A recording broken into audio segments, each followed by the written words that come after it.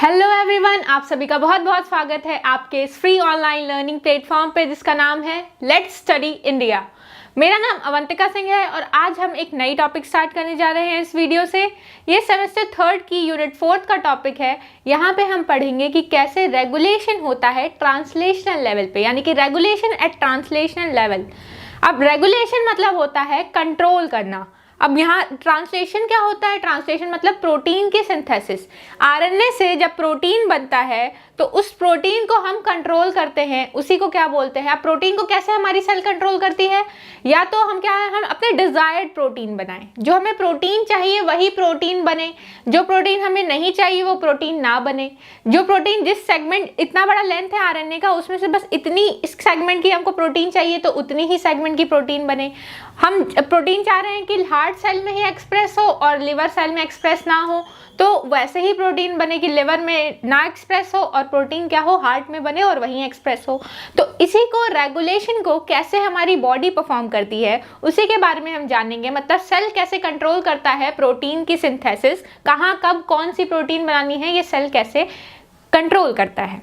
देखिए यहाँ पे आप देख पा रहे हो, this is the DNA. DNA is ordering its mRNAs to make protein. Protein की सिंथेसिस करने के लिए ये ऑर्डर दे रहा है। DNA is always double standard, मतलब कि डबल हेलिकल मॉडल होता है। वॉटसन एंड क्रिक ने बताया था कि इसका स्ट्रक्चर कैसा होता है, डबल हेलिकल। और ये क्या बनाता है? आरएनए, जो कि होते हैं सिंगल्स, ठीक है, सिंगल स्टैंडर्ड। अब ये तीन तरीके के होते हैं, एक होता है मैसेंजर, एक होता है आरआरएनए और एक होता है टीआरएनए, ठीक है। तो ये दोनों तो उतने इफेक्टिव है नहीं, मतलब for the synthesis of protein. MRNA जो है बेचारा वो फंस जाता है और एमआरएनए को क्या बनाना पड़ता है? प्रोटीन। एमआरएनए जो होता है उसी के मैसेज से बनती है प्रोटीन। ऑल्दो ये दोनों भी क्या है, ये भी काम करते हैं प्रोटीन सिंथेसिस में, बट डायरेक्टली पार्टिसिपेट ना करके इनडायरेक्टली प्रोटीन सिंथेसिस में हेल्प करते हैं, ठीक है। तो इस तरीके से जब डीएनए ऑर्डर देता है कि इस सेल को ये प्रोटीन बनानी है स्टेबल पे, यानी लिवर को ये प्रोटीन चाहिए, या राइबोसोम को ये प्रोटीन चाहिए, या किडनी सेल्स को ये प्रोटीन चाहिए, या पर्टिकुलर एंडोप्लाज्मिक रेटिकुलम से ऑर्डर दिया जाएगा कि अब तुम गोल्गी बॉडी में भेजो, गोल्गी बॉडी से जिस भी ऑर्गेनल को चाहिए उस ऑर्गेनल तक वो पर्टिकुलर प्रोटीन पहुंचा दो। तो इस तरीके से प्रोटीन की सिंथेसिस होती है, ठीक है। देन चलिए स्टार्ट करते हैं आपका रेगुलेशन। जब हमारा डीएनए से जब बनता है आरएनए, तो जरूरी नहीं है कि वो प्रोटीन बना करके ही आपको दे दे। सारे आरएनए जो बनते हैं वो प्रोटीन नहीं सिंथेसिस करते हैं। एमआरएनए मतलब मैसेंजर आरएनए, तो मैसेंजर आरएनए जो बनता है जरूरी नहीं कि वो प्रोटीन बनाए ही साइटोप्लाज्म में। कभी कभी वो प्रोटीन की सिंथेसिस रोक दी जाती है, या पर्टिकुलर इतने बड़े सेगमेंट से बस इतने की ही प्रोटीन बनती है, उसको हम यूज करते हैं। बाकी का हम क्या करते हैं, वो बाकी का स्ट्रैंड जो है वैसे ही निकाल दिया जाता है, या उसको प्रोटीन सिंथेसिस नहीं होती है। तो इसी रेगुलेशन को हम पढ़ेंगे कि ये 5 मेथड के थ्रू होते हैं। 5 मेथड में कौन कौन सा मेथड है? तो सबसे पहला मेथड है हमारा डिफरेंशियल एमआरएनए लॉन्गेविटी, यानी कि जितना टाइम एमआरएनए जिंदा रहेगा उतनी ज्यादा वो प्रोटीन की सिंथेसिस करता रहेगा। देन हम पढ़ेंगे कि selective inhibition of RNA translation. Translation में एक ही एस होगा, दिस इज रॉन्ग।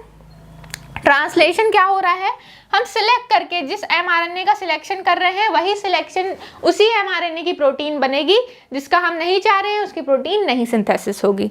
एमआईआरएनए मतलब होता है माइक्रो आरएनएज। एमआरएनए मतलब मैसेंजर आरएनए, एमआईआरएनए मतलब micro RNA. Micro RNA is very different from mRNA. ये क्या करेगा, प्रोटीन की सिंथेसिस को रोकेगा, प्रोटीन को एक्सप्रेस नहीं होने देगा, प्रोटीन को बनने नहीं देगा, आरएनए को एक्सप्रेस नहीं होने देगा, ठीक है।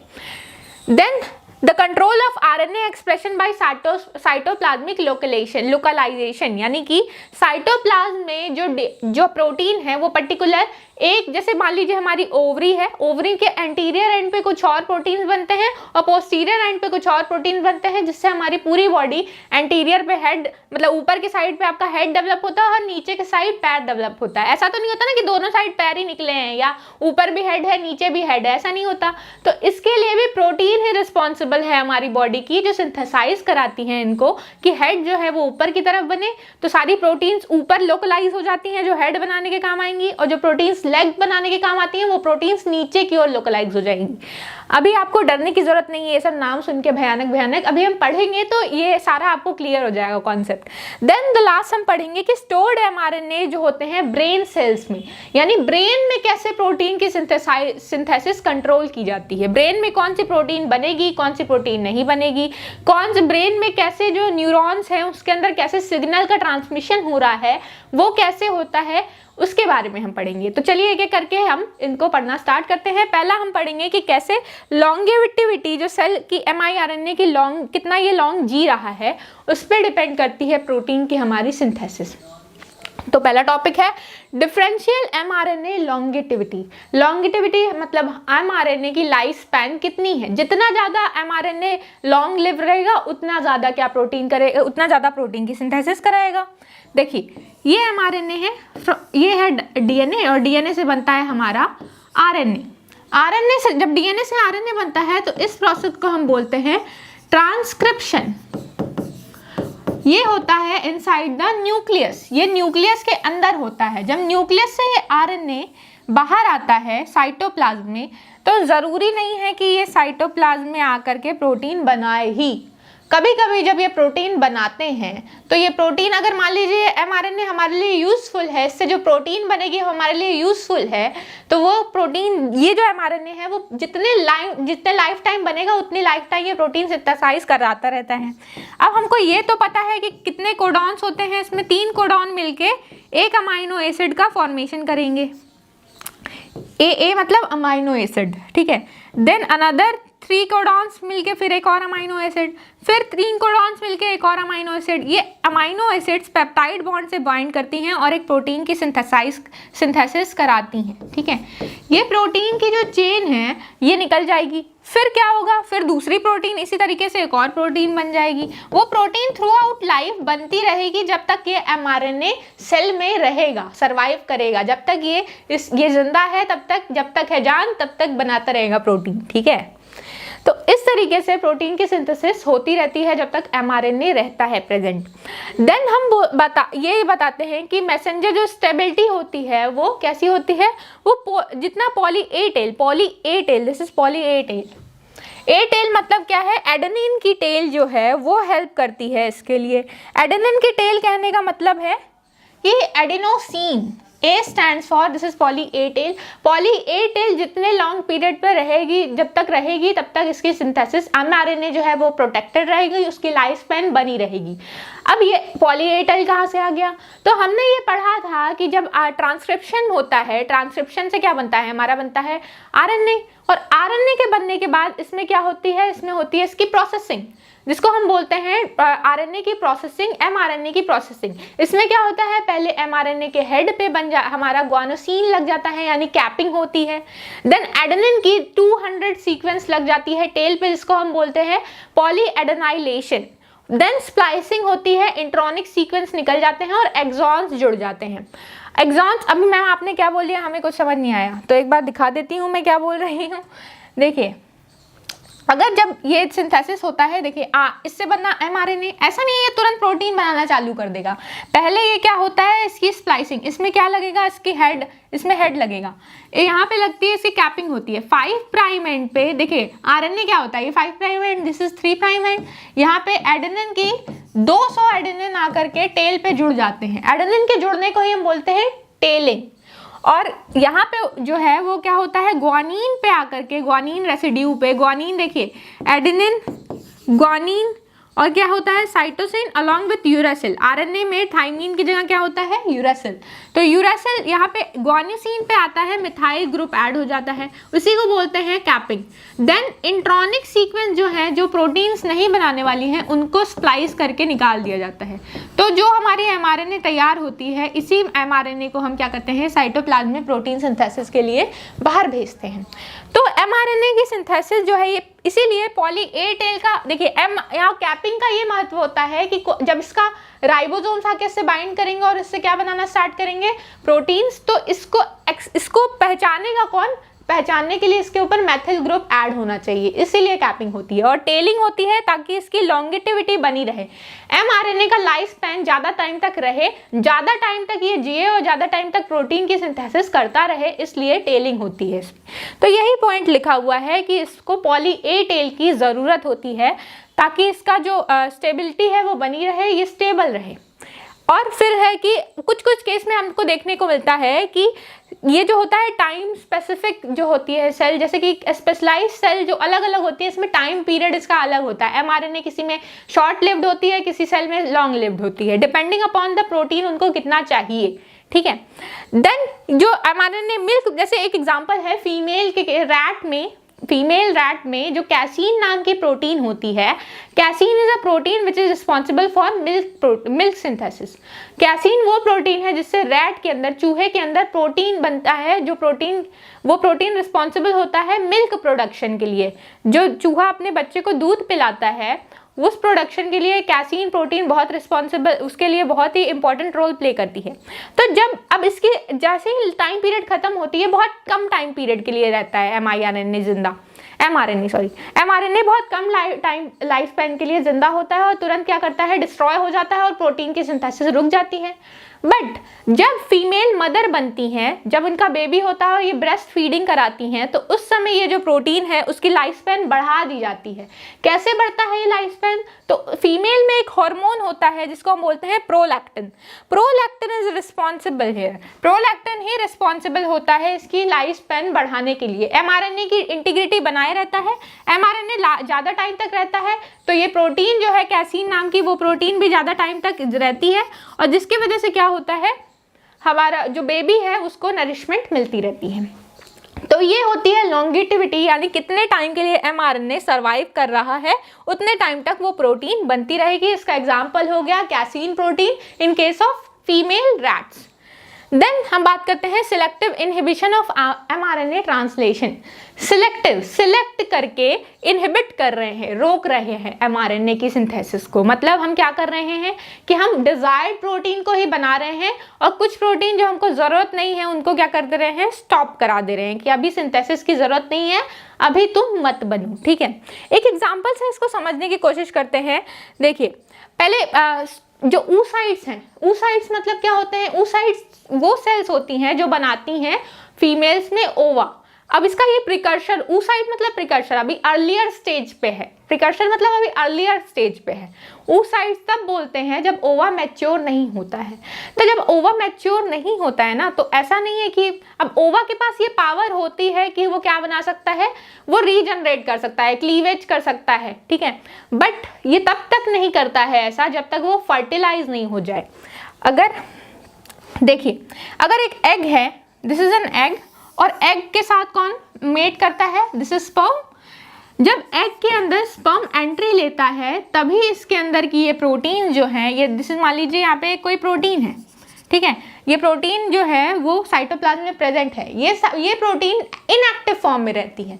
इनएक्टिव फॉर्म मतलब डॉर्मेंट स्टेज में रहती है तब तक जब तक ये फर्टिलाइज करके क्या नहीं बना लेती, जाइगोट नहीं बना लेती। जैसे ही जाइगोट बनता है ना, ये प्रोटीन हो जाती है एक्टिव, इट बिकम एक्टिव। जैसे ही ये एक्टिव होती है, क्या होता है कि ये अपना काम करना शुरू कर देती है। यानी क्या काम है इसका? इसका काम है सेल डिवीजन। सेल डिवीजन में ये हेल्प करती है। देन क्या करती है ये, अगर ड्रोसोफिला, और क्या करती है, क्लीवेज में हेल्प करती है। क्लीवेज मतलब वही कि सेल के डिवीजन में हेल्प करेगी, सेल को बड़ा करेगी। और सेल क्या होता है, हमारी सबकी लाइफ एक सेल से स्टार्ट होती है, सबकी, हर इंडिविजुअल एक सेल से उसकी लाइफ स्टार्ट होती है और फिर वो सेल ग्रो करता है साइज में, देन इट स्टार्ट डिवाइड करने लगता है और कई सेल की फॉर्मेशन करता है। सेल ऐसे ही बढ़ते बढ़ते बढ़ते बढ़ते क्या बनाते हैं, एक पूरा इंडिविजुअल, एक बेबी डेवलप हो जाता है। यही सेल्स जो है, ऐसा नहीं था कि ये सेल के पास, ये जो ओवा है उसके पास ये प्रॉपर्टी ही नहीं थी कि हम डिवाइड नहीं कर सकते, थी, बट तब तक ये अपने आप को डोरमेंट कंडीशन में रखता है क्यों, तब तक जब तक ये फर्टिलाइज ना हो जाए। तो इसी को कहते हैं कि हम सिलेक्ट करके इनहिबिट कर रहे हैं कि ये प्रोटीन है हमारे पास, बट उसको अभी रोक रखा है, उसको रोक रखा है कि अभी तुम एक्सप्रेस मत करो उसको। अभी क्या है, रेगुलेटर उसके साथ बाइंड है कि अभी एक्सप्रेस नहीं होना है, जब जरूरत होगी तब एक्सप्रेस करेंगे। तो अभी ओवर डिवाइड करके क्या करता है, जब तक वो फर्टिलाइज नहीं होता, 2n स्टेज में नहीं आता, डिप्लॉयड नहीं होता, तब तक फर्टिलाइज नहीं करता। तो यहाँ पे भी ये किस में हेल्प करते हैं, ये प्रोटीन क्लीवेज में अलॉन्ग विथ सेल डिवीजन में हेल्प करती हैं, सेल की को ग्रो कराती हैं, देन डिवाइड कराती हैं। ड्रोसोफिला के केस में क्या होता है, ये फेट डिसाइड करती हैं।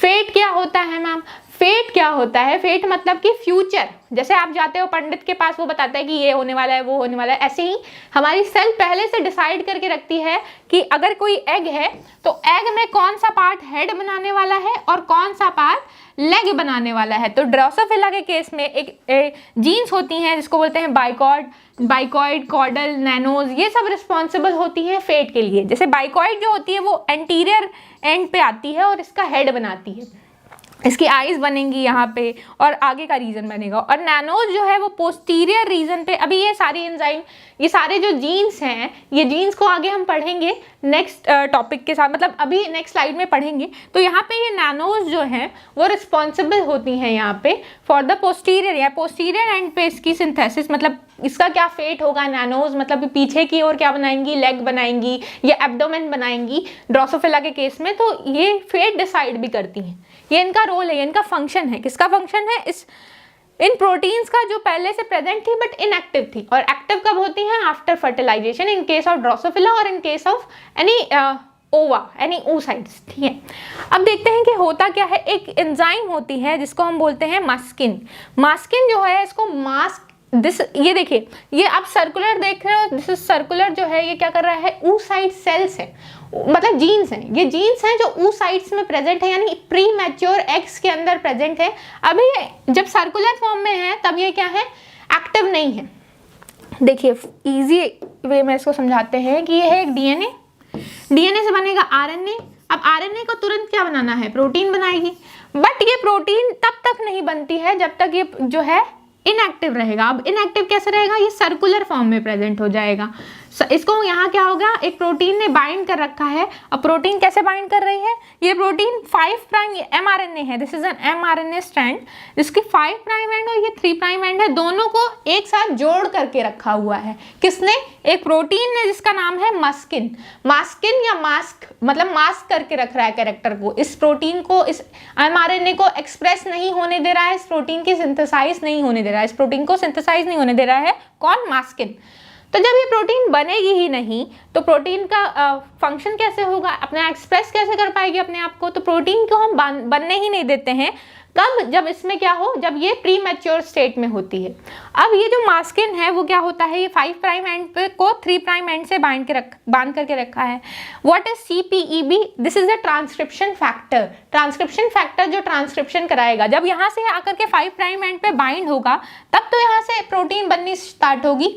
बट ये क्या है, अभी ट्रांसलेशन फैक्टर, सॉरी, जब ये बाइंड ही नहीं हो पा रहा है तो कहाँ से प्रोटीन की सिंथेसाइज कराएगा, क्योंकि यहाँ पे कौन बाइंड है, इसकी जगह पे कौन बाइंड है, मास्क, ठीक है। तो यहाँ पे क्या है, जब ये मैच्योर हो जाती है, जब स्पर्म एंटर कर जाता है और फर्टिलाइजेशन हो जाता है, जब ये जाइगोट फॉर्म में आती हैं तब ये प्रोटीन्स क्या होती हैं, हट जाती हैं, इससे जो बाइंड हुए हैं वो वहाँ से निकल जाएंगी, अपनी जगह से हट जाएंगी। तो 5 प्राइम एंड फ्री हो जाएगा। जब 5 प्राइम एंड फ्री हो जाता है तो इस पे आकर के कौन बाइंड करती हैं, 40S ribosome in case of eukaryotes. Eukaryotes में 40S राइबोसोम आकर के फिर प्रोटीन की सिंथेसाइज कराने लगता है, और जैसे ही प्रोटीन की सिंथेसिस होने लगती हैं, ये प्रोटीन क्या करती हैं, क्लीवेज कराती हैं, देन सेल डिवीजन कराती हैं और खूब सारी सेल्स बनाती हैं, एंड देन बच्चा क्या होता है, ग्रो करने लगता है और बेबी में कन्वर्ट हो जाता है। मतलब एक सेल से, जाइगोट से वो क्या बनता है, फीटस, एम्ब्रियो, ऐसे डेवलपमेंट उसका स्टार्ट हो जाता है। तो सेल की डिवीजन स्टार्ट हो जाती है। अभी इसमें इतना सब याद करने की जरूरत नहीं है आपको कि कौन सा राइबोसोम का नाम याद करिए, मास्किन का नाम याद करिए, एंड द CPEB जो यहाँ पे अटैच है इसके साथ, जो 5 प्राइम और 3 प्राइम एंड को मास्क करके रख रहा है, oocytes के केस में, यानी एग फॉर्मेशन को रोक रहा है। ये जो है, ये स्लाइड है जिसमें दिखा रही है, जिसमें दिखाया जा रहा है कि ये जो mRNA है वो कैसे प्रेजेंट है, सर्कुलर फॉर्म में उसको बाइंड करके रखा गया है एक प्रोटीन के द्वारा जिसको बोलते हैं मस्किन प्रोटीन। ये 5 प्राइम एंड को 3 प्राइम एंड से, ये 5 प्राइम एंड था उसको 3 प्राइम एंड से वापस इसने यहाँ पे बाइंड कर रखा है, ठीक है। अगर ये खुल देगा तब तो प्रोटीन बनेगी, तो ये रिंग के फॉर्म में प्रेजेंट है। और ऐसे कई सारे प्रोटीन्स आपको दिख रहे हैं, ये देखिए ये है, ठीक है। देन इसके बाद अभी हमने 2 पढ़ लिया। पहला क्या पढ़ा कि हमने देखा कि कैसे ये रेगुलेट, पहले हमने पढ़ लिया कि mRNA की लॉन्गेटिविटी कैसे अफेक्ट करती है रेगुलेशन में। देन हमने पढ़ा कि कैसे mRNA का ट्रांसलेशन हम सिलेक्टिवली इनहिबिट करते हैं। जिस प्रोटीन को एक्सप्रेस कराना चाहती है सेल उसी को एक्सप्रेस कराती है, जिस प्रोटीन को नहीं बनने देना चाहती है सेल उसको नहीं बनने देती है। देन mRNA, ये वही mRNA है जो आपने कहाँ पढ़ रखा है, जीन साइलेंसिंग में। जीन साइलेंसिंग में जो mRNA का मैकेनिज्म है ये वही मैकेनिज्म है। यहाँ क्या होता है, mRNA प्रोटीन के सिंथेसिस को रोक देता है। जब कोई प्रोटीन बनने जा रही हो और वो प्रोटीन टॉक्सिक हो या वो प्रोटीन सेल को नहीं चाहिए, उस प्रोटीन को बनने से रोकने के लिए एक mRNA सेल के अंदर प्रेजेंट होते हैं। सेल के अंदर ये mRNA कैसे बनते हैं, तो ऑफ कोर्स डीएनए से ही बनेंगे। कैसे, क्या होता है मैम मैकेनिज्म, तो चलिए देखते हैं क्या होता है मैकेनिज्म। देखिए, एक क्या होता है डीएनए से बनता है mRNA मतलब माइक्रो आरएनए। इसको mRNA नहीं लिखना है आपको, mRNA is a different thing. mRNA जो होता है वो mRNA को एक्सप्रेस नहीं होने देता है। अभी समझ जाएंगे जब ये पूरा मैकेनिज्म में समझा दूंगी। mRNA क्या होता है, जब इस पे RNA पॉलीमरेज सेकेंड या RNA पॉलीमरेज थर्ड तो ये आकर के क्या करते हैं, ये क्या कराते हैं, ट्रांसक्रिप्शन, यानी mRNA बनता है डीएनए से। डीएनए से जब mRNA बनता है ना तो ये लूप बना लेता है। देखिए ये डीएनए है, डीएनए से क्या बनता है हमारा, ड्राइंग थोड़ी हो गई है, तो उससे बनता है हमारा mRNA। अभी mRNA स्ट्रेच जो है वो कितना लंबा हो सकता है, अभी स्टार्टिंग में हो सकता है 120 to 100 nucleotide sequence long. Nucleotide sequence long कितना, 120 से 100। ये क्या होता है, क्योंकि ये इतना लंबा होता है और ये कॉम्प्लीमेंटारिटी शो करता है एक दूसरे से, इसलिए ये बाइंड कर जाता है, वापस आकर के मुड़ जाएगा, ठीक है। अब इतना लंबा है ये स्ट्रेच कि क्या होता है, यहीं पे आकर के वापस बाइंड कर जाता है। कॉम्प्लीमेंटारिटी शो करने का मतलब कि यहाँ पे जो बेस पेयर्स हैं, फॉर एग्जाम्पल यहाँ पे एडेनिन है, ये याद रखिए कि ये क्या है, इट इज़ एन RNA, तो यहाँ क्या होगा, थाइमीन नहीं होगा, यूरासिल होगा। और क्या है, ग्वानिन है, साइटोसिन है, ऐसे। देन यहाँ पे इसका क्या प्रेजेंट है, इसी का सीध, ठीक है, ठीक कॉम्प्लीमेंटारिटी सीक्वेंस प्रेजेंट है। यानी अब क्या बाइंड हो सकता है इससे, ठीक क्या आएगा और ये मुड़ जाएगा। मुड़ करके ये क्या है, लूप लाइक स्ट्रक्चर फॉर्म करता है। तो यहाँ पे A था तो A किससे बाइंड कर जाएगा, आपका A बाइंड कर जाएगा यूरासिल से, देन U बाइंड करेगा एडेनिन से, देन G है तो किससे बाइंड करेगा, साइटोसिन से, एंड अगर साइटोसिन है तो ग्वानिन से। ये सीक्वेंस जो है ऐसे लूप बना लेते हैं। ये क्या होते हैं, बेस पेयरिंग कॉम्प्लीमेंटारिटी शो करते हैं और ऐसा लूप लाइक स्ट्रक्चर, लूप मतलब मुड़ गया, ठीक है। लूप क्या होता है, ऐसे ना सर्कुलर फॉर्म में, तो ये सर्कुलर फॉर्म में ऐसे मुड़ जाता है। तो जब ये सर्कुलर फॉर्म में मुड़ जाता है तब इसको बोलते हैं प्राई mRNA। Remember this is price mRNA not pre mRNA। Price mRNA जो होता है, प्राई mRNA ये 120 से 100 न्यूक्लियोटाइड सीक्वेंस लॉन्ग होता है। देन क्या होती है, इसकी क्लीवेज की जाती है और इसको काटता कौन है, इसको काटते हैं DGCR8 अलॉन्ग विथ ड्रोसा। ड्रोसा और DGCR8 जब एक साथ मिलते हैं तो इन्हीं को हम बोलते हैं माइक्रो प्रोसेसर। माइक्रो प्रोसेसर मतलब माइक्रो mRNA को ये प्रोसेस कर रहे हैं, उसको क्लीव कर रहे हैं, उसको चॉप कर रहे हैं। इसको काट के जब छोटा कर देते हैं तो अभी तो ये 120 न्यूक्लियोटाइड सीक्वेंस लॉन्ग था, अब ये छोटा हो जाता है। अब कितना हो जाएगा, ये 60 न्यूक्लियोटाइड सीक्वेंस लॉन्ग और 70 न्यूक्लियोटाइड सीक्वेंस लॉन्ग ये हो जाते हैं, मतलब बहुत छोटे हो जाते हैं। इसीलिए छोटे हैं, इसलिए तो नाम क्या है इसका, माइक्रो मतलब बहुत छोटे, माइक्रो मतलब छोटे, सूक्ष्म। माइक्रो आरएनए मतलब mRNA। अब ये जब और क्लीव होकर के छोटा हो गया तब ये क्या हो जाता है, तब इसको बोलते हैं प्री। पहले इसको बोल रहे थे प्राई, अब बोलेंगे प्री mRNA। अब ये आते हैं, this whole function is going on inside the nucleus. ये सब कुछ कहाँ हो रहा था? न्यूक्लियस के अंदर। फिर ये न्यूक्लियस से बाहर आते हैं साइटोप्लाज्म में। सेल में क्या होता है? न्यूक्लियस के अंदर अब इसकी क्लीवेज हो रही थी। अब ये सेल के न्यूक्लियस से बाहर आएगा साइटोप्लाज्म में। साइटोप्लाज्म में जब ये आता है तो किसकी मदद से आता है? कौन लेकर के इनको आता है? तो न्यूक्लियोपोर से लेकर के आते हैं इनको एक प्रोटीन जिसका नाम है एक्सपोर्टीन। एक्सपोर्टीन इसको लेकर के आ जाती है बाहर सेल में, सेल के साइटोप्लाज्म में। साइटोप्लाज्म में जैसे ही बाहर आते हैं, इसके ऊपर 2 एंजाइम जो है वो एक्ट करती हैं, जिनको बोलते हैं हम डाइसर अलॉन्ग विथ TRBP। ये डाइसर जो है इसी को हम बोलते हैं RNA polymerase third. RNase enzyme है। RNase कैसी एंजाइम है? Sorry, not polymerase, RNase third type of enzyme है। RNase थर्ड टाइप की जो एंजाइम होती है वो क्लीव कराती है mRNA को। ये जो mRNA है इसका लूप को हटा देगी। जैसे ही ये लूप हट जाएगा क्या होगा ना, ये और क्या होगा, जैसे ये लूप हट जाएगा ये 3' ओवरहैंग्स क्रिएट करेगी। 3' ओवरहैंग्स कहने का मतलब है this is 5' and this is 3' and, और ये क्या होगा कि यहाँ पे भी क्या होगा 3' एंड और 5' and. This is 5' and this is 3' and. ये कॉम्प्लीमेंटारिटी शो करेगा। बट ये 3' पे इधर बेस पेयरिंग नहीं होगी। ये क्या करेगा, ये जो डाइसर है वो इसको यहीं से कट करके निकाल देगा और यहाँ पे भी 3' ओवरहैंग्स क्रिएट हो जाएंगे। ओवरहैंग करने का मतलब कि इसकी बेस पे ये ओवरहैंग है, लटक रहा है। यहाँ पे कोई इसकी बेस पेयर कर लिए, यहाँ पे कुछ भी नहीं प्रेजेंट है, ठीक है। ये क्या है, इसको यहाँ से क्लीव कर दिया है डाइसर, यहाँ से काट के निकाल दिया है, ठीक है। तो ये यहाँ पे 3' ओवरहैंग से मतलब ये बेस पेयर फ्री है। देन क्या होता है कि जैसे ये डाइसर जो है वो TRBP के साथ आया और इसको क्या करा दिया, 3' ओवरहैंग्स क्रिएट कराता है कट करके। ये और छोटे हो जाते हैं, और छोटे हो जाते हैं। तो ऐसे छोटे होते होते ये 22 न्यूक्लियोटाइड सीक्वेंस लॉन्ग हो जाते हैं, कभी 30 न्यूक्लियोटाइड सीक्वेंस लॉन्ग हो जाते हैं, डिपेंडिंग अपॉन कि जो टारगेटेड प्रोटीन है जिसको हमको क्लीव करना है उसकी साइज पर ये डिपेंड करता है कि कितना बड़ा सीक्वेंस को हमको साइलेंट करना है। फिर क्या होगा कि इसके 2 स्ट्रैंड बनते हैं। अब 2 स्ट्रैंड कौन से बनते हैं? एक बनता है पैसेंजर। पैसेंजर कहते हैं, पैसेंजर किसको बोलते हैं? जो गाड़ी में बैठता है और एक जगह पे स्थान पे उतर जाता है। जैसे हम ट्रेन में बैठते हैं और क्या होता है, कहते हैं हमें यात्रीगण यानी पैसेंजर, हम ट्रेन से उतर जाते हैं। तो एक जो है स्ट्रैंड वो क्या होगा, क्लीव होकर के टूट के बाहर निकल जाएगा। 2 स्ट्रैंड है ना, तो एक जो स्ट्रैंड है वो टूट के बाहर निकल जाएगा, इसको क्लीव कर दिया जाएगा। और दूसरा स्ट्रैंड जो है उसको बोलते हैं गाइड। गाइड का क्या काम होता है? गाइड का काम होता है उसको रास्ता दिखाना। कोई भी बाहर से टूरिस्ट आया उसको रास्ता दिखाना। तो ये क्या कर रहा है, ये रास्ता दिखाएगा, गाइड करके ले जाएगा। गाइड करके क्या करेगा, जो भी हमारा टारगेटेड प्रोटीन है, जिसका हमको जो mRNA है, जो जिसकी प्रोटीन हमको नहीं बनने देनी है, उससे जा करके ये बाइंड कर जाएगा। अभी देखिए ये क्या हो गया, ये तो कट ऑफ हो गया, पैसेंजर को निकाल दिया गया, उतार दिया गया ट्रेन से। अब ये जो गाइड mRNA है उसमें क्या है, स्ट्रैंड्स हैं। अब ये स्ट्रैंड्स हैं तो क्या है, ये खाली हैं। अब इनको बॉन्ड बनाना है, इनको क्या चाहिए, इनका पार्टनर चाहिए, इनके साथ क्या है, कॉम्प्लीमेंटारिटी जो शो करे। अब ये स्पेसिफिकली जो आपका टारगेटेड mRNA था, mRNA मतलब मैसेंजर RNA। मैसेंजर RNA क्या बनाता, ये बनाता आपका प्रोटीन, इससे बनती प्रोटीन। बट आपको ये प्रोटीन चाहिए नहीं थे क्योंकि ये प्रोटीन थी टॉक्सिक हमारी बॉडी के लिए, हमारी बॉडी के लिए ये प्रोटीन अच्छी नहीं थी।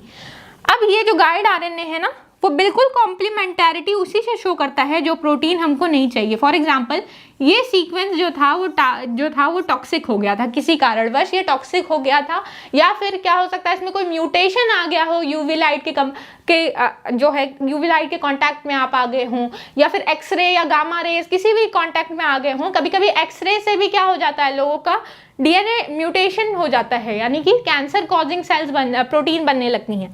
तो इसको क्या है, पहचान लिया जाता है सेल्स के द्वारा और इसके साथ आके बाइंड कर जाते हैं हमारे गाइड RNA। जैसे ही ये गाइड RNA इसको कॉम्प्लीमेंटारिटी शो करेंगे, ये बेस पेयरिंग करेंगे, इसके साथ बॉन्ड बना लेंगे।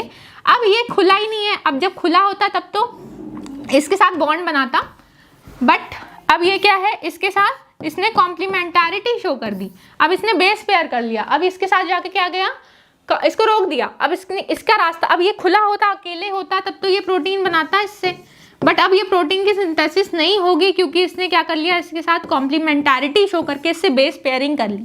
अब ये बेस पेयरिंग कर ली तो प्रोटीन बनेगी नहीं, आपका काम हो गया। प्रोटीन नहीं बनी, आपने रेगुलेट कर लिया प्रोटीन की सिंथेसिस को, आपने प्रोटीन बनने ही नहीं दी। आपके सेल ने। देखिए mRNA आता है और ये mRNA के ट्रांसलेशन को इनहिबिट कर देता है, आकर के सीक्वेंस से बाइंड कर जाता है। अब दो प्रोसेस हो सकती है, या तो ये क्या होगा कि टारगेटेड mRNA को बाइंड करने के बाद इसको क्या करेगा, क्लीव कर देगा, पूरे को क्लीव कर देगा। किसको क्लीव करेगा, जो टारगेटेड mRNA है उसको क्लीव करेगा और mRNA अपने अलग हो जाएगा। दूसरा प्रोसेस है कि ये बाइंड करके पूरे टाइम रहेगा ही, उसको अलग करेगा ही नहीं, क्लीवेज होगी ही नहीं, तब क्या होगा, प्रोटीन की सिंथेसिस नहीं होगी। ओके, तो दो केस हो सकते हैं कि या तो पूरे टाइम बाइंड कर रह जाए और प्रोटीन ना बनने दे, दूसरा केस हो सकता है कि बाइंड करा रहे और जो टारगेटेड है mRNA उसको क्लीव कर दे और mRNA फ्री हो जाए, फिर mRNA दूसरे mRNA से बाइंड करे और फिर उससे क्या करे, कॉम्प्लीमेंटारिटी शो करे, उस प्रोटीन को एक्सप्रेस नहीं होने दे। देखिए वही प्रोटीन से कॉम्प्लीमेंटारिटी शो करेगा जो प्रोटीन हमको नहीं बनने देनी है। ऐसा नहीं कि किसी भी प्रोटीन की फॉर्मेशन को हमको रोक देना है, वही प्रोटीन नहीं बनने देनी है जो हमारे लिए टॉक्सिक है, हार्मफुल है, या उस प्रोटीन की सिंथेसिस हमारे सेल को अभी उसकी जरूरत नहीं है। ठीक है, तो वो ऐसे रेगुलेट होता है mRNA माइक्रो प्रोसेसर के द्वारा। ठीक है, देन हम पढ़ेंगे कि क्या होता है control RNA expression by cytoplasmic localisation. Localisation मतलब कोई भी लोकल एरिया है इनसाइड द oocytes। अभी हम एग सेल्स की बात कर रहे हैं और पर्टिकुलरली किसकी बात कर रहे हैं, तो ड्रोसोफिला की बात कर रहे हैं। ड्रोसोफिला क्या होता है, इसकी लाइफ स्पैन जो है बहुत ही सूक्ष्म, मतलब 1 दिन की होती है और ये कुछ इस तरीके की दिखती हैं। ड्रोसोफिला जो होते हैं इनको फ्रूट फ्लाइज के नाम से भी जानते हैं। अक्सर आप कहीं भी केला या कोई फल रख के छोड़ देंगे तो एक छोटी छोटी मक्खियाँ उस पर दिखती हैं। वो क्या है, वो ऐसी वैसी नहीं है, वो बहुत ही इंपॉर्टेंट है फॉर द बायोलॉजी स्टूडेंट्स। आपको पता ही होगा, अभी तक ड्रोसोफिला का इंपॉर्टेंस समझ में आ गया होगा। मॉलिक्यूलर हो चाहे जेनेटिक्स हो, दोनों के लिए ये बहुत ही इंपॉर्टेंट टॉपिक है ड्रोसोफिला। इनकी स्टडी हम करते हैं जीन्स में। तो अब यहाँ पे इनका क्या काम है कि साइटोप्लाज्म, मतलब साइटोप्लाज्म सेल का साइटोप्लाज्म होता है जो फ्लूइड होती है, उसमें कहाँ पे ये लोकलाइज होंगे, कहाँ पे कौन सी प्रोटीन एक्सप्रेस होगी ड्रोसोफिला में, ये कैसे डिसाइड होता है। देखिए for example this is a cell of, this is an oocyte मतलब दिस इज एन एग। किसका एग है ये, तो ड्रोसोफिला का एग है। ड्रोसोफिला का एग में क्या होता है ना कि पर्टिकुलरली इस साइड पे क्या बनता है, हेड, और इस साइड पे इसका टेल बनता है। अब कैसे डिसाइड करती है बॉडी हमारी कि यहीं हेड बनेगा, यहीं पे टेल बनेगा, तो मदर जो है, मदर सेल्स जो होती हैं, मदर का जो ओवा होता है वही रिस्पॉन्सिबल होता है कि क्या डिसाइड करेगा कि आपका हेड किधर होगा, आपका लेग किधर होगा। ठीक है, अगर नहीं होता तो क्या अकेले तो पहले तो बनता ही नहीं, अकेले तो सेल काफ़ी नहीं है ना, स्पर्म अकेले काफ़ी नहीं है बच्चे पैदा करने के लिए। तो बच्चे को बड़ा करना है, डेवलप करना है, तो आफ्टर मेटिंग द एग जो फॉर्म होता है, और ये जो बाइकॉइड यहाँ पे देखेंगे कि हम दो जो हैं रिस्पॉन्सिबल हैं जीन्स यहाँ पे for the formation of head and thorax region और एब्डोमेन रीजन। तो आगे और पीछे जो हिस्सा बन रहा है वो कैसे बनेगा, उसके लिए बहुत पहले सेल में फर्टिलाइजेशन के पहले, मतलब अभी एग और स्पर्म की मेटिंग नहीं हुई उसके पहले ही ये डिसाइड हो जाता है कि एग का कौन सा पोर्शन जो है कि हेड बनाएगा और कौन सा पोर्शन जो है कि बनाएगा हमारा पीछे टेल रीजन। तो ये जो है क्या होता है इसमें, देखिए अब ये 3 तरीके से हो सकता है। 3 तरीके से कैसे, मतलब एक या तो हो सकता है मतलब स्पेसिफिक, देखिए ड्रोसोफिला के केस में जो mRNA बनता है वो 70% ऑफ द टाइम जो होता है उसमें क्या होता है, फेट जो है उसका डिसाइडेड होता है, लोकलाइज होता है, मतलब कि हेड किधर बनेगा और टेल किधर बनेगा। ये 3 तरीके से हो सकता है। पहला मैकेनिज्म है कि diffusion and local anchoring. Diffusion and local anchoring कहने का मतलब है, देखिए दिस इज अ सेल, ये एक अंडा है, किसका अंडा है, तो ड्रोसोफिला का अंडा है। ड्रोसोफिला आपने देख ही लिया अभी, तो ड्रोसोफिला का अंडा है, इसमें डिफ्यूजन एंड लोकल एंकरिंग की बात कर रहे हैं। तो क्या होता है ना इसमें, इसका ये एक अंडा है, इसमें होता है नैनोज। नैनोज इज एन टाइप ऑफ, नैनोज क्या है, एक जीन है। नैनोज जो है वो एक जीन है, ये है नैनोज। ठीक है, वो क्या होती है, एक लोकल एरिया पे ही एक्सप्रेस होती है। कहने का मतलब है कि ये जो है एक एंकर रीजन, एंकर मतलब कि एक जैसे ये जो नैनोज है वो पीछे के रीजन में ही बनती हैं। तो this is the posterior reason and this is the anterior reason. ये एंटीरियर है मतलब आगे का हिस्सा है ड्रोसोफिला के एग का, और ये है पोस्टीरियर एग का रीजन। अभी इसमें फर्टिलाइजेशन नहीं हुई है, अभी फीमेल के बॉडी में जब एग बन रहा है तभी उसमें नैनोज जीन्स जो हैं वो क्या करती हैं, जाकर के पोस्टीरियर एंड पे एक एंकर की मदद से, मतलब एक चिपचिपा पदार्थ जो होता है, प्रोटीन जो होती है, उसकी मदद से जाके ये पीछे बाइंड हो जाती हैं। पूरे साइटोप्लाज्म में ये फैली होती हैं, बट इनका जो एक्सप्रेशन है, मतलब इससे जो प्रोटीन की सिंथेसिस होती है, ये देखिए ये जो प्रोटीन्स बन रहे हैं वो पीछे के रीजन में ही बन रहे हैं, यहाँ प्रोटीन्स नहीं बन रही है पीछे आगे के रीजन में, तो ये प्रोटीन्स इसी रीजन में बनती हैं। और ये प्रोटीन जैसे ही बनती हैं वो क्या करती हैं, फिर ये क्या कराती हैं, ट्रांसलेशन फैक्टर की तरह काम करती हैं और क्या करती हैं, और प्रोटीन्स को इधर लेकर के आती हैं और प्रोटीन का सिंथेसाइज कराती हैं और पीछे की ओर ही क्या रहती हैं, फिक्स रहती हैं। अगर इसको सिंपल भाषा में समझा जाए तो क्या हो रहा है कि पोस्टीरियर एंड पे ही नैनोज जो प्रोटीन है, नैनोज जो जीन्स हैं वो एक्सप्रेस हो रही हैं और पीछे के साइड ही क्या हो रहा है, इनका फॉर्मेशन हो रहा है और पीछे की साइड ही ये रह रही हैं और पीछे के भाग का निर्माण कर रही हैं। मतलब ये पीछे के जो पोर्शन है उसी को डेवलप कर रही हैं और बाकी ये किसी रीजन में एग के ना हेड पे ना बीच के रीजन पे कहीं पे भी ये प्रोटीन नहीं बना रही हैं। जब ये पीछे के साइड जा रही हैं और पर्टिकुलरली एंकरिंग प्रोटीन से बाइंड कर रही हैं तभी एक्सप्रेस हो रही हैं और प्रोटीन सिंथेसिस करा रही हैं।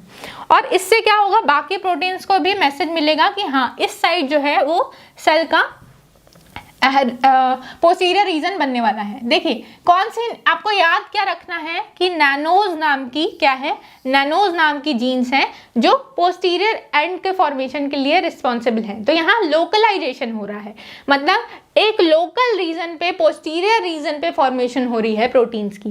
देन सेकंड केस की अगर हम बात करते हैं तो सेकंड केस में हम देखते हैं कि लोकलाइज जो है वो protection, localise protection, this is diffusion and local anchoring, मतलब एंकर कर दिया जा रहा है एक रीजन पे और इसको बोलते हैं लोकलाइज प्रोटेक्शन।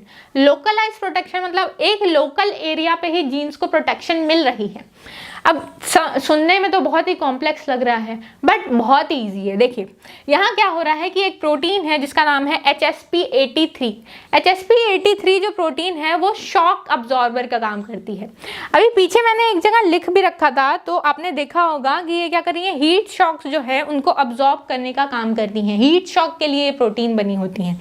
कौन? HSP83। अब ये HSP83 जो है वो क्या होता है कि और कहीं पे अगर बनेंगी तो इनको क्या कर दिया जाएगा, इस रीजन में कहीं पे भी बन रही हैं तो इनको डिस्ट्रॉय कर दिया जा रहा है। बस पोस्टीरियर रीजन पे अगर ये बन रही हैं तो क्या हो रहा है, इनको प्रोटेक्शन दी जा रही है, इसीलिए इसको बोलते हैं लोकलाइज प्रोटेक्शन।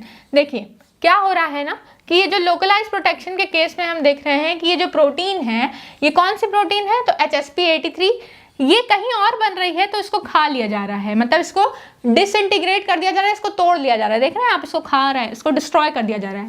बट अगर ये पोस्टीरियर रीजन पे प्रेजेंट है तो पोस्टीरियर रीजन पे इसको प्रोटेक्शन दी जा रही है। प्रोटेक्शन देने की वजह से यहाँ पे डिस्ट्रॉय नहीं हो रहे हैं। अब आपको क्या है कि अगर आप एक एरिया में रह रहे हो तो आपको सारे रूम से, आपको मान लीजिए घर है और घर में आपको सब रूम से भगा दिया गया कि भागो निकलो, तो आप उस एरिया में वापस नहीं जाओगे ना। आपको जिस रूम में जो है कि प्यार मिलेगा कि आइए यहाँ बैठिए, इस रूम में जहाँ होगा सम्मान मिलेगा वहीं जाएंगे। तो उसी तरीके से ये प्रोटीन पोस्टीरियर रीजन में ही जाकर के एक्सप्रेस होती है और कहीं नहीं एक्सप्रेस होती है, क्योंकि अगर कहीं और जाकर के एक्सप्रेस होने की कोशिश करती है तो तुरंत इसको क्या कर दिया जाता है, डिसइंटीग्रेट कर दिया जाता है। ठीक है, देन हम बात करते हैं कि हमारा थर्ड पॉइंट है, क्या है हमारा थर्ड पॉइंट में हम देखेंगे कि बाइकॉइड mRNA, जो अभी तक हमने देखा था नैनोज आरएनए पोस्टीरियर रीजन में एक्सप्रेस हो रहा था। देन HSP83 mRNA ये क्या है, लोकलाइज प्रोटेक्शन का काम कर रहा है, मतलब लोकल, इसी लोकल एरिया में ही इसको प्रोटेक्शन मिल रही है। यही प्रोटीन बनेगा और कहीं प्रोटीन नहीं बनेगा इसका। क्यों? अगर कहीं और बनेगा तो एक एंजाइम होती है जिसको बोलते हैं डीएनाइलेज कॉम्प्लेक्स, जो कि रेड कलर से शो कर रही है, ये इसको डिसइंटीग्रेट कर देती है, डिग्रेड कर देती है, खा जाती है, चॉप कर देती है। और अगर ये पीछे रीजन में रहता है तो इसको एक एंजाइम है जिसको बोलते हैं प्रोटेक्टर प्रोटीन कॉम्प्लेक्स, जो कि ग्रीन कलर से रिप्रेजेंट किया जा रहा है। ये इसको प्रोटेक्ट करके रखती है, इसको क्या करती है, अपने शरण में रखती है कि अब तुम यहाँ आ गए हो, अब हम तुमको हानि नहीं पहुंचने देंगे। तो ये यहीं एक्सप्रेस होता है। देन थर्ड की बात करते हैं, यहाँ पे क्या होता है, एक mRNA है जिसका नाम क्या है, बाइकॉइड। बाइकॉइड ये वही mRNA है जो हमने अभी इसके पिछले वाली स्लाइड में पढ़े थे कि नैनोज, बाइकॉइड। बाइकॉइड जो है वो आगे के रीजन में एक्सप्रेस होती हैं और पीछे के रीजन में एक्सप्रेस नहीं होती हैं। ये पूरे साइटोप्लाज्म में प्रेजेंट है, बट साइटोप्लाज्म में ये देखिए ये भी पूरे साइटोप्लाज्म में प्रेजेंट थी, बट एक्सप्रेस पीछे की ओर ही हो रही थी। यहाँ पे पूरे साइटोप्लाज्म में प्रेजेंट थी, बट प्रोटेक्शन इसको पीछे ही मिल रहा था, तो यहीं एक्सप्रेस हो रही थी। इस केस में क्या हो रहा है कि आगे की ओर ही क्या होंगी, एक्सप्रेस होंगी, पीछे की ओर एक्सप्रेस नहीं होंगी। आगे की ओर क्या होता है, इनको ले करके आ जाता है। ले करके कौन आता है, इनको पहले काइनेज एंजाइम जो है, kinase this is the enzyme, ये पीछे की ओर से आगे की ओर जब आती हैं तो काइनेज एंजाइम इसको, काइनेज है तो काइनेज का काम क्या है, सॉरी काइनेसिन है, तो काइनेसिन क्या करेगी, इसको एक्टिवेट कर देगी और आगे की ओर क्या होता है, ये जब ट्रांसफर होकर के आती हैं तो ये एक्सप्रेस होती हैं और ये पोस्टीरियर रीजन पे ही एक्सप्रेस होती हैं। तो एक्टिव ट्रांसपोर्ट होता है, कौन कर रहा है इनका एक्टिव ट्रांसपोर्ट, तो इनका एक्टिव ट्रांसपोर्ट एटीपीएज, अभी याद रखिए एटीपीएज जो एंजाइम है, एटीपीएज एटीपी का सिंथेसिस कराती है, इनको एनर्जी देती है और आगे की ओर भेज देती है, जिसको हम कहते हैं मोटर प्रोटीन्स के नाम से भी जानते हैं। मोटर प्रोटीन्स मतलब दिस इज मोटर प्रोटीन जो है, मोटर प्रोटीन क्या कर रही है, इसको आगे की ओर ले आ रही है। मोटर प्रोटीन को ही हम किस नाम से जानते हैं, मोटर प्रोटीन ही जो यहाँ पे कौन है, एटीपीएज। एटीपीएज जो है, अब एज लग गया तो एंजाइम हो गई, इसका काम है मोटर। मोटर मतलब ले करके आती है, किसको लेकर के आती है, बाइकॉइड प्रोटीन्स को आगे की ओर लेकर के आती है, और मतलब बाइकॉइड एमआरएनए को आगे की ओर लेकर के आती है, और ये एंटीरियर रीजन पे ही एक्सप्रेस होते हैं। एंटीरियर रीजन पे ही जब एक्सप्रेस होते हैं ना, तभी प्रोटीन जो है आगे की ओर ही बनती है। इसलिए जो, और ये क्या करते हैं, जैसे ही ये प्रोटीन बनती है, ये और प्रोटीन्स को अपने और एमआरएनए को वापस इधर खींच के ले आती हैं और क्या बनते हैं, और प्रोटीन्स बनने लगती हैं। कौन सी प्रोटीन, बाइकॉइड प्रोटीन्स बनने लगती हैं। तो पीछे की ओर कौन बन रहा है, नानोस, और आगे की ओर बाइकॉइड। तो आगे की ओर जो फेट होगा, मतलब आगे हेड बने, इसके लिए बाइकॉइड रिस्पॉन्सिबल है। अभी ये एग की है, ये दिस इज द एग, ये क्या है, एग है, किसका एग है, ड्रोसोफिला का। और ये फर्टिलाइजेशन के पहले ही ये तय हो जाता है कि अंडे के कौन से भाग में आगे का हिस्सा रहेगा और अंडे के कौन से भाग में एब्डोमेन यानी पीछे का हिस्सा बनेगा, ठीक है। और ये मदर ही डिसाइड करती हैं, ठीक है। तो इसके बाद हम पढ़ेंगे कि क्या होता है, नेक्स्ट टॉपिक हमारा क्या है कि कैसे आगे स्टोर एमआरएनए जो है वो ब्रेन सेल्स में वर्क करते हैं। ब्रेन सेल्स मतलब हमारा दिमाग में जो सेल्स हैं, हमारे ब्रेन में जो सेल्स हैं, वो किसका काम करती हैं, सिग्नल ले आने ले जाने का। जितना भी काम है वो प्रोसेस कहाँ हो रहा है, हमारे ब्रेन में। ब्रेन जो है वो क्या है, सेंट्रल कमांड, तो वो कंट्रोल करके रखता है। अब इसमें ये तो बहुत इंपॉर्टेंट है कि तुरंत नसें काम करें, तुरंत न्यूरल कंट्रोल हो, तुरंत न्यूरोट्रांसमीटर जाए। न्यूरोट्रांसमीटर मतलब सिग्नल, मैसेज लेकर के जाएं एक जगह से दूसरी जगह। तो न्यूरॉन्स जो हैं वो सिग्नल बनाते कैसे हैं, वो इन्हीं की मदद से बनाते हैं। स्टोर्ड एमआरएनए, ब्रेन में कुछ एमआरएनए हैं जो स्टोर रहती हैं, हमेशा रहती हैं, और वो जैसे ही प्रोटीन की सिंथेसाइज कराती हैं वो सिग्नल ट्रांसमिट होता है। हमारे ब्रेन में जो भी मेमोरी है, वो हमारे ब्रेन में जो भी मेमोरी है वो कैसे काम करती हैं, वो स्टोर क्यों है, तो ये प्रोटीन की सिंथेसिस के लिए। अब हम चाहते हैं कि जितने ज़्यादा टाइम के लिए हमारी मेमोरी बनी रहती है। जैसे आप क्या करते हो, एग्जाम में याद करके जाओगे और जैसे ही जल्दी जल्दी याद कर लोगे, एग्जाम में बैठोगे लिखने तो भूल जाओगे। तो ये जो प्रोटीन है वो तुरंत सिंथेसाइज नहीं होती है, वो लॉन्ग टर्म उसको लगता है। मतलब आप हमेशा पूरा 1 साल मेहनत करोगे तब जाके एग्जाम में एक्सप्रेस कर पाओगे अपने आप को। तो ये प्रोटीन जो होती हैं, जितनी ज़्यादा ये प्रोटीन बनेगी उतनी अच्छी मेमोरी रहेगी, ठीक है। तो तुरंत याद किया, तुरंत प्रोटीन बनी, तुरंत जाके उलट दोगे, वैसे उससे कोई रिलेशन नहीं है। मेमोरी क्या है कि मेमोरी जो होती है हमारे ब्रेन में, जितने ज़्यादा प्रोटीन्स बनेगी उतनी अच्छी मेमोरी बने रहेगी। और प्रोटीन्स बनती किससे हैं, तो एमआरएनए से बनती हैं। ये एमआरएनए हमारे ब्रेन में स्टोर फॉर्म में रहते हैं। स्टोर मतलब इकट्ठा रहते हैं, और क्या है, जब भी इनकी जरूरत पड़ती है ये तुरंत प्रोटीन की फॉर्मेशन करते हैं, और प्रोटीन की फॉर्मेशन करते ही क्या होता है, हमारे सेल्स तुरंत एक्टिव हो जाते हैं। इनका फंक्शन क्या है, ये क्या करते हैं, बहुत सारे काम करते हैं। जैसे कि रिसेप्टर जो है न्यूरोट्रांसमीटर का, उसको क्या करते हैं, न्यूरोट्रांसमीटर को बनाते हैं, उसके रिसेप्टर्स को बनाते हैं। देन रेगुलेट करते हैं एंजाइम्स को, एंजाइम्स तुरंत एक्टिव होती हैं और सिग्नल ले करके ले आती हैं। साइटोस्केलेटन जो होता है उसके बिल्डिंग ब्लॉक में भी काम करती हैं। कहने सिनैप्स का काम करती है, मतलब कहने का मतलब है कि this is a rough diagram. मैं रफ डायग्राम बना देती हूँ कि कैसे ये काम करता है। देखिए, एक न्यूरॉन है, for example this is a neuron. तो न्यूरॉन जो होती है ना, उसमें क्या होता है, कोई भी नर्व इम्पल्स जो है वो जाती है, इसके ऊपर होते हैं माइलिन शीट्स।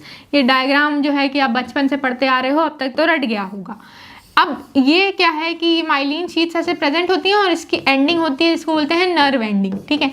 अब नर्व एंडिंग जो है यहाँ डेंड्राइट्स है, डेंड्राइट से कोई भी सिग्नल आता है और डेंड्राइट्स, अब यहाँ क्या है हम एक और इसके आगे ऐसा ही एक और प्रेजेंट होगा क्या, एक और इसके आगे एक और न्यूरॉन प्रेजेंट होगा। न्यूरॉन क्या होता है, सिग्नल की बेसिक यूनिट, मतलब कि नर्वस सिस्टम की क्या है, ये फंक्शनल यूनिट है, स्ट्रक्चरल एंड फंक्शनल यूनिट किसको बोलते हैं, तो न्यूरॉन को बोलते हैं।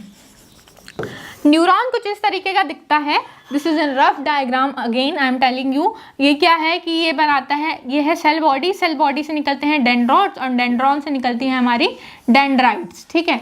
अब डेंड्राइट्स जो हैं वो सिग्नल को रिसेप्टर से पकड़ती हैं और इसके आगे लगे होते हैं कौन, ऐसा ही जो है कि एक और नर्व एंडिंग यहाँ पे प्रेजेंट होंगी, मतलब नर्व एंडिंग जैसे ही यहाँ प्रेजेंट होगी और नर्व एंडिंग से आएगा हमारा सिग्नल, नर्व एंडिंग से जैसे ही सिग्नल आएगा यहाँ पे एक गैप प्रेजेंट होता है, इसी गैप को ही हम क्या बोलते हैं, इसी गैप को एक नर्व एंडिंग ऐसा ही एक और न्यूरॉन इसके आगे रहेगा और एक नर्व एंडिंग और एक डेंड्राइट्स के बीच में जो गैप होता है उसी को बोलते हैं साइनैप्स। साइनैप्स में ही क्या होता है कि न्यूरोट्रांसमीटर यहाँ से बाहर निकलते हैं और न्यूरोट्रांसमीटर फिर इस सेल के अंदर चले जाते हैं और फिर क्या होता है कि आगे की ओर ट्रांसफ़र होते हैं और यहाँ से फिर अगले न्यूरॉन में ट्रांसमिट होते हैं। अब ये जितना जल्दी होगा उतना अच्छा हमारा रिस्पॉन्स होगा। हम कोई भी एक्शन तुरंत तब ले सकते हैं जब हमारी ब्रेन सेल्स तुरंत ही फास्ट प्रोटीन बनाए, फास्ट न्यूरोट्रांसमीटर्स काम करें। इसी को बोलते हैं synapse, the gap between the nerve ending and the dendrites. इसी ये जो बीच में गैप होता है इसी में न्यूरोट्रांसमीटर मतलब मैसेज। अब जैसे आपने कुछ भी गर्म छू दिया, अब गर्म छू दिया तो आप पीछे हाथ करोगे तुरंत। अब कैसे आप पीछे कर रहे हो, तुरंत आपकी नस लेकर के जा रही है ब्रेन तक और ब्रेन के बाद क्या हो रहा है कि रिफ्लेक्स एक्शन आता है। वैसे तो आप तुरंत ही एक्शन ले लेते हो, ब्रेन की आपको जरूरत नहीं है रिफ्लेक्स एक्शन के लिए, बट आपका बॉडी जो है कोई भी काम करने के लिए वो तुरंत ब्रेन सेल्स को कॉन्टेक्ट देते हैं और फिर वहां से मैसेज वापस आता है। जैसे ऑप्टिक नर्व से वापस सिग्नल गया कि आप जो देख रहे हो और फिर वो आपको बताता है ब्रेन कि हाँ आप ये चीज़ देख रहे हो, उससे मेमोरी से याद करते हो कि हाँ this person is my relative और this person is my friend, आप उसको मेमोरी से फिर रिकॉग्नाइज करते हो। तो ये तुरंत एक्शन किस वजह से होता है आपको पता भी नहीं चलता, इतनी मिली सेकेंड्स में हो जाता है। तो ऐसा क्यों होता है, तो ऐसा इन्हीं न्यूरोट्रांसमीटर्स इन्हीं सेल की वजह से होता है जो कि प्रोटीन्स जो हैं उनको कंट्रोल करती हैं। अब प्रोटीन्स क्या बनाती हैं, ये प्रोटीन्स सिंथेसाइज कराती हैं न्यूरोट्रांसमीटर, मतलब वो सिग्नल, ये एमआरएनए इनकोड किसको कर रहा है, उन प्रोटीन्स को जो क्या बना रही हैं, न्यूरोट्रांसमीटर्स, यानी कि मैसेज जो न्यूरोट्रांसमीटर था, जो केमिकल था, वो कौन बना रहा है, वो प्रोटीन से बनता है। वो प्रोटीन के ही जो कंडक्शन है उसी की वजह से क्या होता है, आपको तुरंत मैसेज मिलता है, आपको समझ में आता है आपका कोई भी फंक्शन हो रहा है, whether it is respiration, excretion और कोई भी फंक्शन आपका है, तो प्रोटीन की सिंथेसिस उसमें बहुत ज़्यादा जरूरी है। Then active regulation of enzymes, active regulation of enzyme कहने का मतलब है तुरंत एंजाइम बनेगी और एंजाइम जो है उस फंक्शन को कंट्रोल करेगी, रेगुलेट करेगी। देन बता रहा है कि साइटोस्केलेटन जो कंपोनेंट्स हैं जो साइनैप्स बनाने के लिए ज़रूरी हैं, दो जंक्शन था जिसके बीच में सिनाप्स बना हुआ था, ये साइनैप्स बनाने के लिए भी किसकी ज़रूरत होती है, हमको प्रोटीन्स की या इन एमआरएनए की ज़रूरत होती है। तो इस तरीके से आपका क्या काम करता है, इस तरीके से आपका ट्रांसलेशन जो है वो रेगुलेट होता है, ठीक है। देन इसी के साथ आपका टॉपिक भी ख़त्म होता है। मिलते हैं नेक्स्ट वीडियो लेक्चर के साथ। Till then, thank you very much.